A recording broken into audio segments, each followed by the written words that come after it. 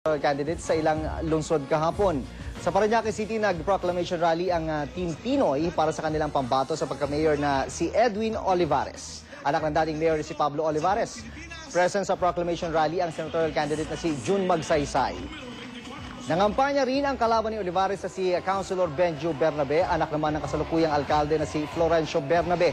Tumatakbo si Bernabe sa ilalim ng United Nationalist Alliance o UNA na nag-motorcade din sa lungsod. Kabilang sa mga sumama sa motorcade sina senatorial candidates Nancy Binay, Mitos Magsaysay, Ernesto Maceda at Tingting Coangco. Sa Bacolod City naman, nag-motorcade ang independent senatorial candidate na si Edward Hagedorn. Wala namang schedule ng kampanya kahapon ang iba pang kandidato. Aabot sa 200 runners ang lumahok sa tinaguriang Mayon 360 degrees run na sinimulan sa Legazpi City, Albay. 3 syudad ang dadaanan sa 80 kilometrong distansyang fun run sa palibot ng bulkan. Bahagi ito ng pagdiriwang ng Daragang Magayon Festival.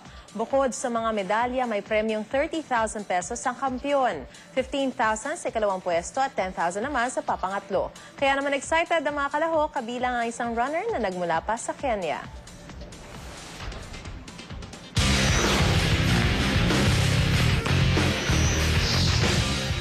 Malungkot na balita po para sa mga Pinoy boxing fans. Natalo ang pambato natin si Brian the Hawaiian Punch Viloria sa kanyang title fight sa Macau. Nakuha sa kanya ang WBA at WBO flyweight titles ng Mexicanong si Juan Francisco Estrada via split decision. Yamado sa unang round si Viloria pero tila napagod siya at nakabawi si Estrada sa huling rounds. Nangako naman si Estrada na bibigyan ng rematch si Viloria kung gugustuhin ito. Dahil sa pagkatalo, bumaba ang record ni Viloria sa 32 wins at 4 losses.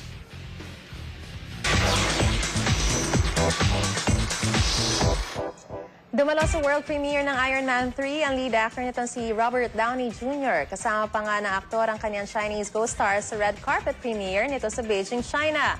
Bago nito umattend muna ang aktor sa isang press conference kung saan nagkwento siya tungkol sa latest installment ng superhero movie. Game na game din si Downey na tumikim ng Chinese treat na tanghulo. Nakaharap din ang aktor ang isang batang naka-Iron Man costume pa. Iikot ang kwento na ikatlong installment ng pelikula sa pakikipaglaban ni Iron Man sa bagong villain na si The Mandarin. Balik trabaho na mula sa bakasyon si Marian Rivera. Nag-mall show agad sa Taguig ang aktres para sa kanyang pelikulang My Lady Boss. Hindi magkamayaw ang mga fans nang makita ang primetime queen. Aliw na aliw naman si Marian sa suporta ng mga tagahanga. Kwento ni Marian, dapat daw abangan na ang mga nakakikilig na eksena nila ng collab team na si Richard Gutierrez. Kasama niya sa mall show ang co-stars sa sina Seth Cadayona, Jace Flores, Leon Ignacio, Petra Mahalimuya, Ruru Madrid at Tom Rodriguez. Hindi naman nakadalo ang leading man niya sa pelikula na si Richard Gutierrez.